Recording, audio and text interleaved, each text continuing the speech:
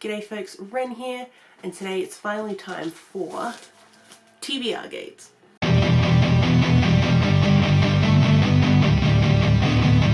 So one of my favourite things about BookTube is TBR games. I love them. They are so much fun and I always wanted to do one myself. And so one of my favourite TV shows of all time is Stargate Atlantis. So I made up a TBR game based on Stargate Atlantis. So for the big board, it's quite big. Please excuse the shocking drawing skills because I don't have any. But I drew a Stargate and filled in all of the glyphs, got the chevron locks, and then in the middle here we just have a spinner, and then that moves the spaces around. Now I'm not going to hold this up the whole time. You will see a closer up view in a moment when I go through my rolls for August. I'm just going to quickly show you how this is working. So for the Stargate world, there is a Stargate, which is a circular portal. It's a wormhole, and you type in an address. Usually it's a 7-digit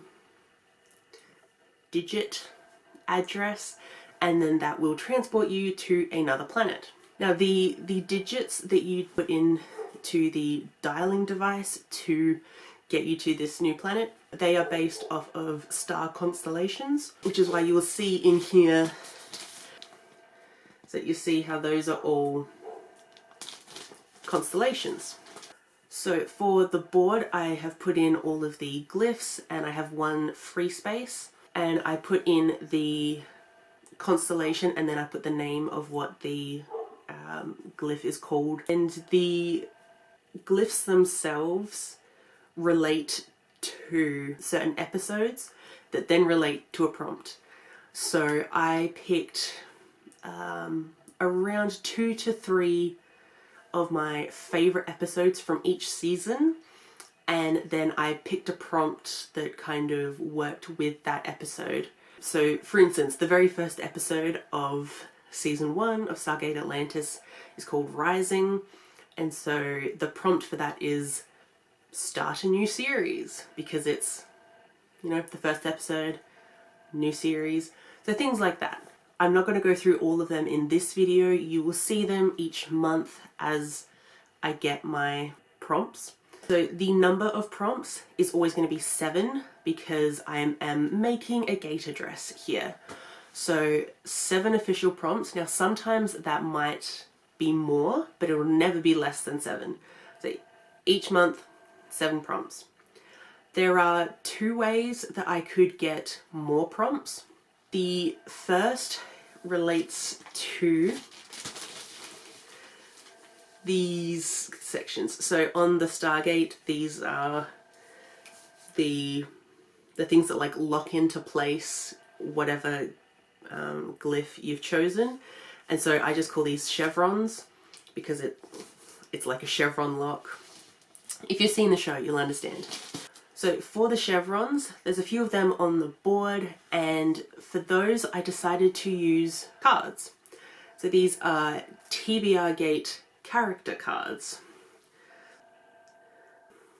So if I land on a chevron, it does not count towards my gate address at all because it's not a glyph. I have to pick a card. So I would shuffle each month and then pick out a random card, and then on the other side it has the character name, a picture of the character, and then we have 3 prompts that I can choose from. I don't have to pick all 3. I can if I want to. If I find a book that fits all 3, that's just like gold star for me. It's not going to give me any extra points or anything, but I do have to choose at least one of the prompts to fulfill the character card. So I'll show you quickly. So all of these prompts are just random ones I thought of. So for instance, so for Ronan Dex, we have Space Race, which is a BIPOC main character. Then we have Fan Favorite, which is a hyped book. And then we have marked for greatness, which is tattoos. So if I picked marked for greatness, I'd have to find a book that has a character that has tattoos in it, which is very hard. Or if the front cover looks like a tattoo design, there are a few of those around, so something like that. I would just have to fit it however I could. So there's around 40 or so of these, and again, I'm not going to go through all of these. You will see them whenever they pop up, but you know, I've got like the very main characters. I've got some of the leaders that come up. So this is Woolsey. I got, you know, the Wraith. I got some of those, and just, you know, random things like that, like, you know. And then I also had to include, you know, the ones that started it all. So I do have the main 4 characters of SG-1 in these cards as well, because all 4 of them show up in Stargate Atlantis throughout the series. The other way that I would have more than 7 spins in a month is if I landed on a hive ship. So this is my little hive ship token. I have a few of these. So the way that I get a hive ship on the board is if so like I'm not going to have any this month because I'm starting it now. But if there was a book from this month that was on the TBRGate TBR that I didn't complete, then I would put a hive ship on the glyph that that book correlated to, and then if I got it again and I landed on it and it had a hive ship on it, then I would just have to double that prompt. So I'm not sure if this is making sense, but so I've got the board here. Let's say this hive ship went on that glyph there. So then if I landed on it again, I would have to choose 2 books that fit this singular prompt. And then the only way this hive could be off the board, like if I, you know, didn't have it anymore, is if I complete those 2 books, or if I had a ZPM. Now I'll get to those. So then we have ZPMs. Now I only have 3 of these because in the world of Stargate Atlantis, you need 3 ZPMs to fully power Atlantis. The way that I earn a ZPM is if I totally complete my TBR for the month, I get 1 ZPM. And then it builds up, like these will roll over each month, just like the hive ships will roll over until they've been completed. These will roll over until I use them. So if I just want to use 1 ZPM, 1 ZPM just completely negates a hive ship. If I use the ZPM, so if I had a hive ship and I really didn't want to read 2 books for that month and I happen to have a ZPM in my possession, I can put the ZPM on the hive ship and then that just erases the hive ship, and then it just goes back to 1 prompt on whatever glyph that was on. Now, if I want to hold on to my ZPM, if I end up getting 3 of them, then 3 ZPMs just equals 1 glyph. So if I had 6, I've done my round and I have 6 glyphs, and I'm like, you know what, I don't want to pick another prompt, then I will use my 3 ZPMs, and then that would mean it was 1 glyph. That would complete my address, and this is just a complete free choice. I can choose whatever book I want, complete mood read. It doesn't have to fill any prompts. If I use up all 3, then I just continue on trying to gain more ZPMs. But once I get the 3, then I have to use the ZPMs. I can only ever have 3 at a time. Now my little marker that I'm going to use to make it around the board is a puddle jumper. Love a good puddle jumper. And so each month, whatever I land on, I'm going to start on that one for the next month, just so we can get, hopefully, at some point we will be able to see every glyph on the board. I really hope that has made sense. It probably doesn't. If you need clarification, let me know. I will try and make it a bit more concise, but like it works in my brain. So, August is a heavy month. There are several readathons that I want to be a part of and a couple of books that I have to read for book club's sake. So the first readathon will be Camp Spoopathon, which is happening from the 1st to the 7th of August, and you have to make it around the campsite and like avoid the killer, and you need to gain points to like kill the killer, and you gain points by like reading books and following the prompts and all these kind of things. So that's a really fun time. I will leave the announcement video link down below. The next readathon is the final book support group. It's really just about reading final books in series or trying to catch up on series, anything to do with series to help your progression. Again, I will leave the announcement video down below. And then the last one is the magical readathon. So we are at Orilium for the autumn equinox. So this is the second set of exams. I love magical readathon, so does everyone else. It's amazing, and I especially love this new updated version. It's great. And there are 2 books I need to read this month that are for various book clubs. So the first one is for the Indigenous Reading Circle, which is on Instagram. I'll put that in the link below. So for the August pick, we are reading Atlantis, which I'm so excited about. It's going to be a fun time. I've been wanting to read this since it came out. It sounds right up my street. So hopefully I can get that on the board as well. And then the only other book I need to read for a book club this month is for the Not a Bad Word book club, which is a disability Discord book club, as well as just like a general, if you've got a disability, you can go on there and just talk to other people about health issues. And they do have a book club for every month. And this month, reading Breathe and Count Back from 10, I think. The main character has hip dysplasia. So that's the other thing about Not a Bad Word book club, is we're reading books about disabilities. So time for our first spin. So as this is a new game, new board, there are no ZPMs and there are no hive ships on the board. Got my character cards here, got my hive ship, and I'm going to start it at the very top, so which is the free space. And we'll go with spin number 1. 8. Go. So that is landed on Carpo, which is the episode 38 minutes. So our first glyph is Carpo, which is the episode 38 minutes, and the prompt for that is number in the title. Now, often with number in the title, I go for graphic novels or manga, just like, you know, volume something.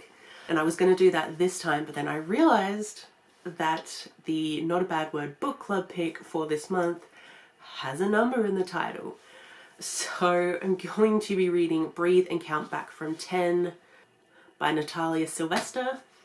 So this one is about this girl who wants to become a mermaid, but like a performing mermaid, but she has a hip dysplasia, so that kind of interferes with things, but she perseveres. I don't know, it just, mermaids disability rep sounds like a fun time. Okay, spin number 2. 14. Yo, so we're on Ekrumig, which is the episode of the game. The second spin landed on Ekrumig, which is the episode of the game, and the prompt for that is competition. I was a bit worried I wouldn't be able to fill this because sometimes it is hard, but luckily I have My Hero Academia by Horikoshi.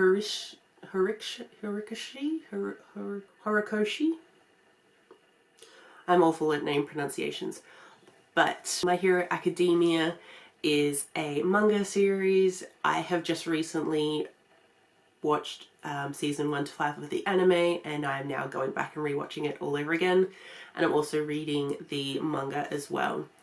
So luckily in volume 4 we have the sports festival games, so it's all of the kids competing against each other to be number 1 in a sports field arena situation. Oh, I should tell you what My Hero Academia is about if you don't know already. It's about a society where 80% of the population has superhuman abilities, and because there are so many of them, there's now a profession called heroes where people get paid to do hero work.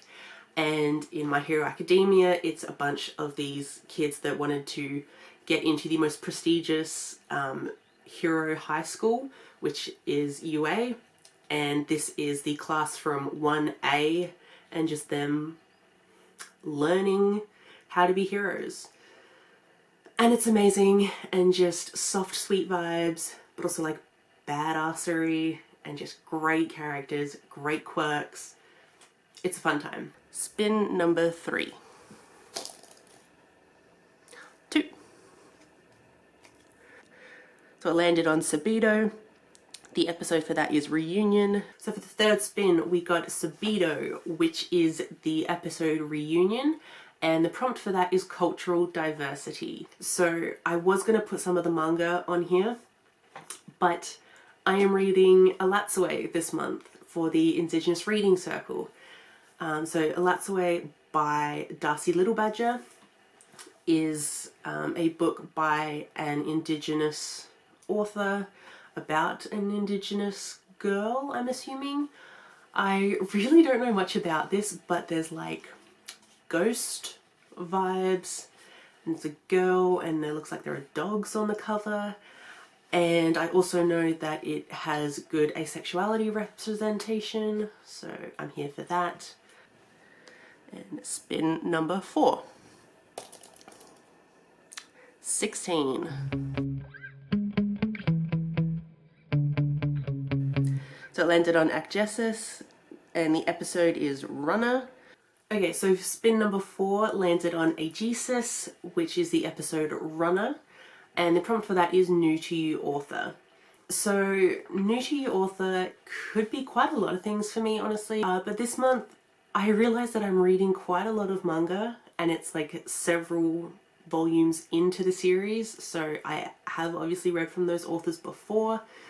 And a couple of the other books I wanted to read this month, because of Final Book Support Group, they are several books into a series. So I was struggling a little bit for this one, but luckily I did find one that I really want to read, which is The Chain by Adrian McKinty.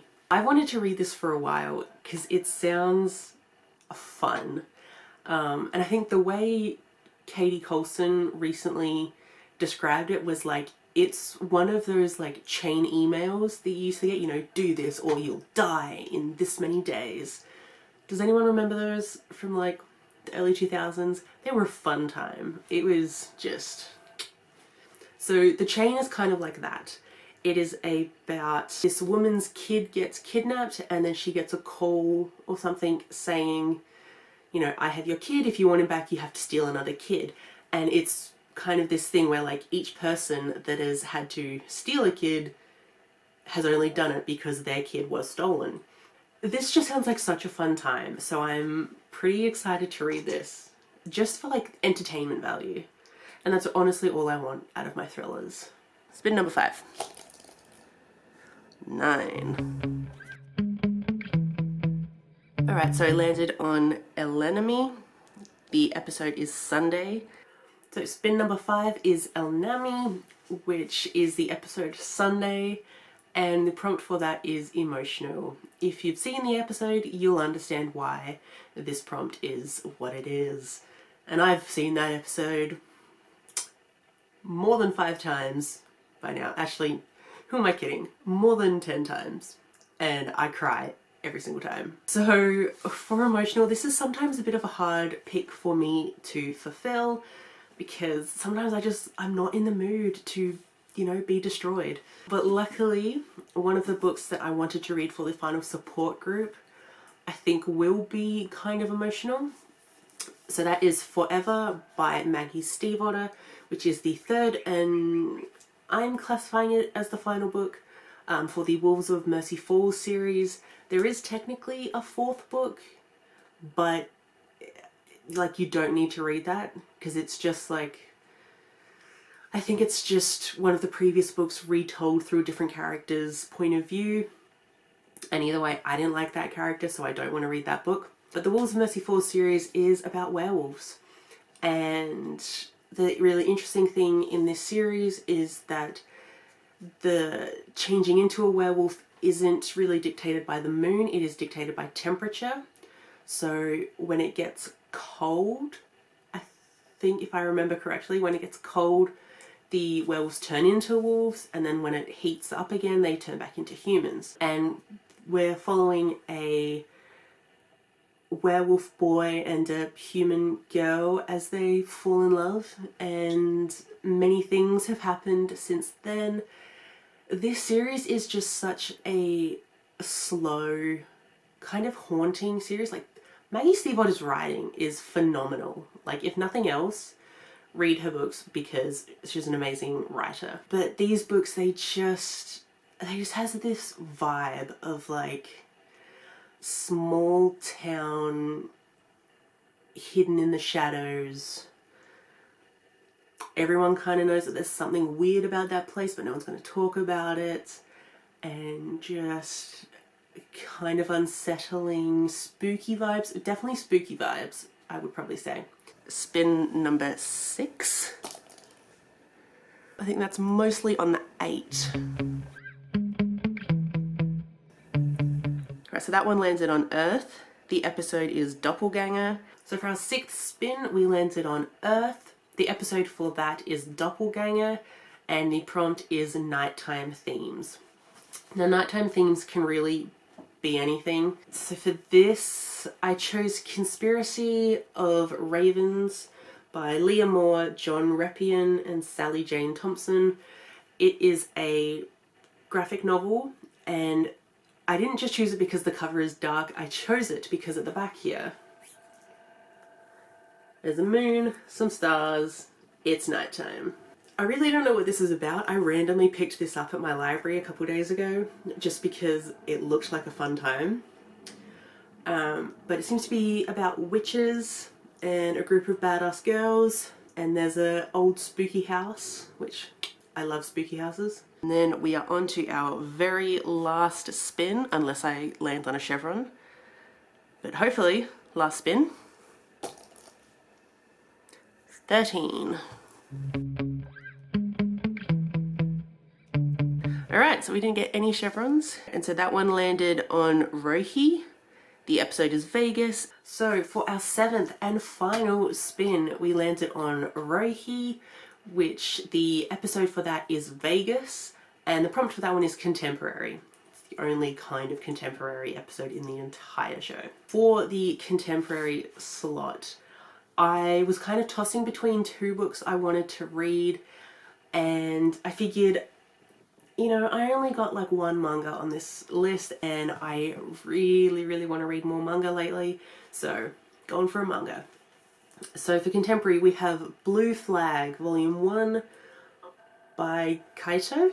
Katie Colson recently read this because she's in her manga era, and honestly, so am I.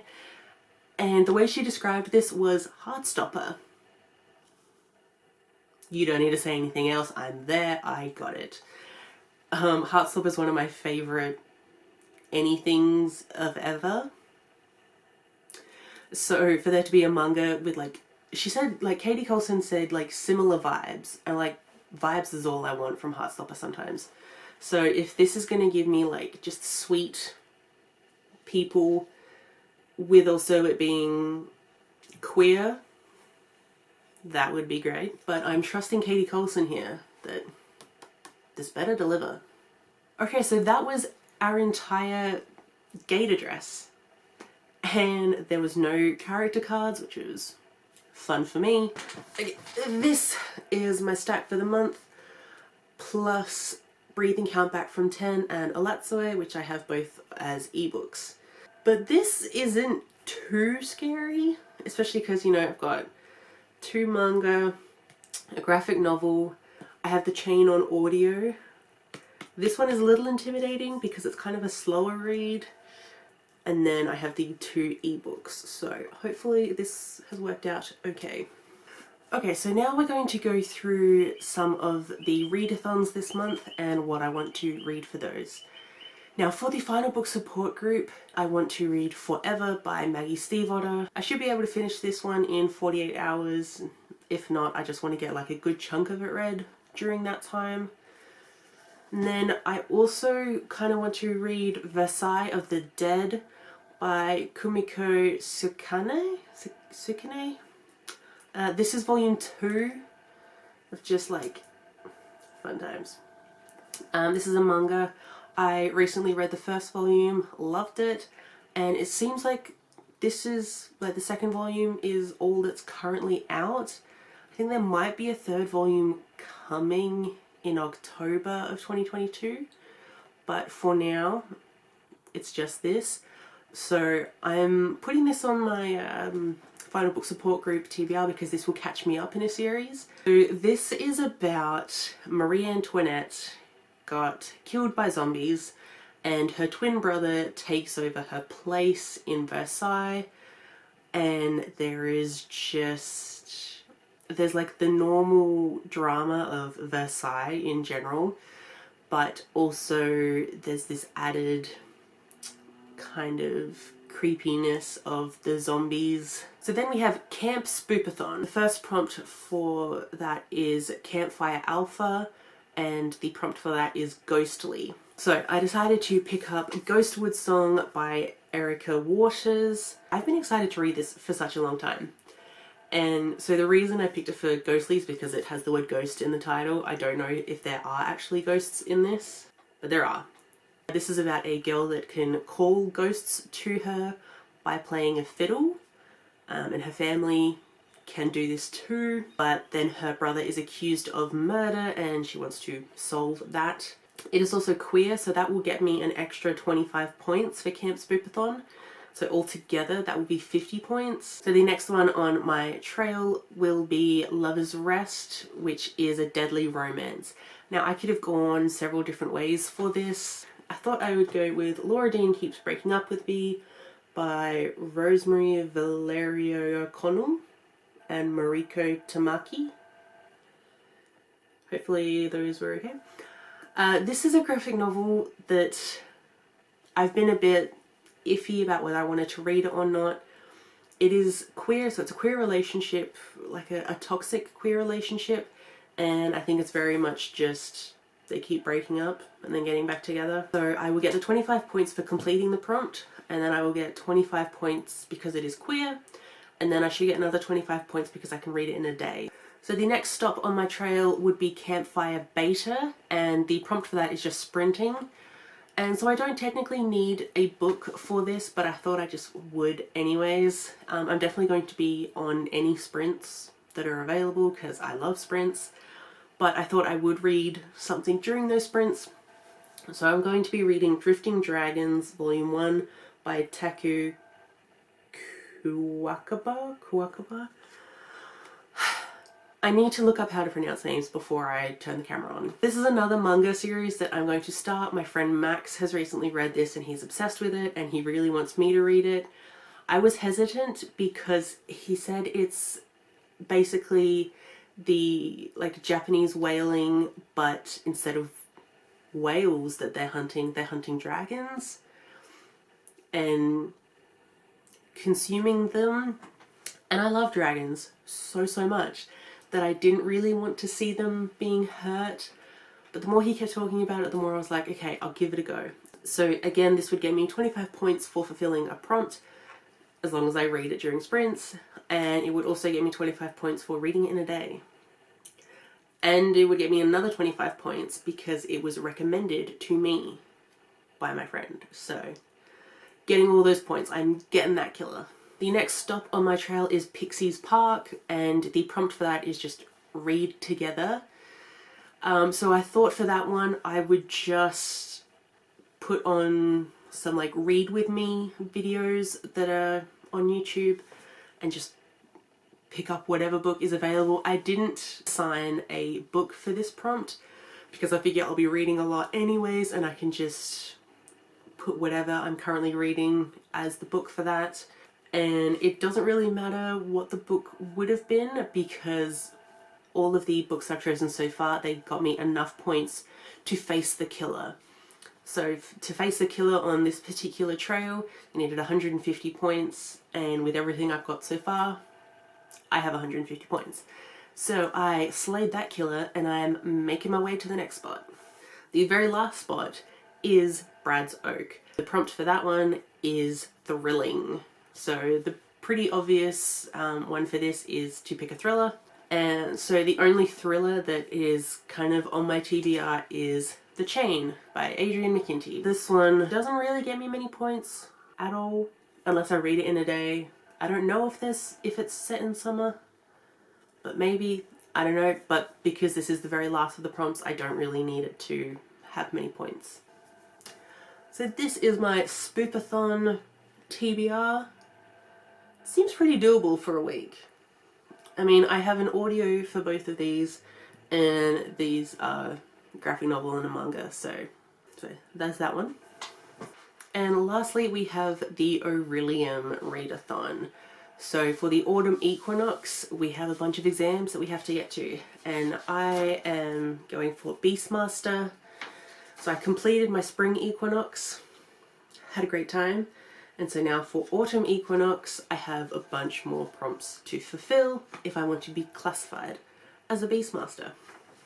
So the first one is alchemy. So I need an O in alchemy, which is just one book, and the prompt for that is the basics of poisons. So to read a book on someone's worst list. Now I thought it would be very fitting if I picked a book that was on G's worst books list, and I happen to know quite a few of them because of Cody from Cody's Book Corner did a like an anniversary wheel of TBR, and on there some of the prompts were her friend's worst books, and she put up a graphic of like what were the best and the worst from each of her friends, and G was one of them. So I just picked from that list. I will put the link for that video down below. And on that list, one of them was Mooncakes. But this is a comic, and it seems to be kind of a paranormal, but it looks like a coffee shop vibe thing. I really don't know what it's about. It looks cute and it'll be quick, so I'm going to read that one. Next up we have animal studies, and for this I need a D, which means I need to read 3 books. So for the O prompt, it is study familiars, so to read a book with familiars or with an animal companion. So for this one I'm going to choose Alatsaway by Darcy Little Badger because there are ghost dogs that seem to be friends with the main character, and that's some pretty good vibes for me. Then for Q we have Familiar's Raven, and that is just to read a book with a raven on the title or on the cover. Luckily I have Conspiracy of Ravens by Leah Moore, John Reppion and Sally Jane Thompson. It was very random that I picked this up, and it just so happened to fulfill a prompt. I'm pretty happy about that because I didn't know what I was going to read otherwise. And then for D we have Familiar's Hair, and that is to read a book with a rabbit on the cover. I was really struggling for a moment there, but luckily Authority by Jeff Vandermeer, which is the second in the Annihilation series, or is it called the Annihilation series? I don't know, but the sequel to Annihilation, one of the covers has a rabbit on it, so that's awesome. Then we have Elemental Studies, and I just need an O for that, so that's just one book. And the prompt for that is Element of Water, and that is to just start a book with a drink. So I don't need to pick a book for this one, I can just drink something while I read a book.